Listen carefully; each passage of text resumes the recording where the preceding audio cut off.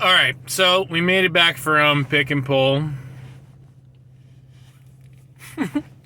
Well, at least to the parking lot. And the big vehicles that we were actually looking for, the Grand Caravans, the Grand Cherokees, to go a little bit more in depth for those for the channel, they did not have any, which is highly unfortunate. But we were able to get some great content for some other vehicles, so definitely stay tuned for those videos coming out.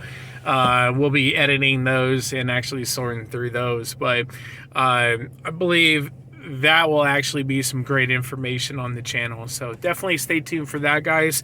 And if you have a vehicle that you need a specific step-by-step tutorial for, please hit me up in the comment section. I do ask that you are a member if I have to go do a video like that, because the place I gotta go is an hour away, and I will give you a step-by-step tutorial, that full repair that you are needing. But I ask you to check out our member program, because it does support us here at the channel, and to get that information out for you to save you hundreds, if not thousands of dollars, depending on the repair you're needing.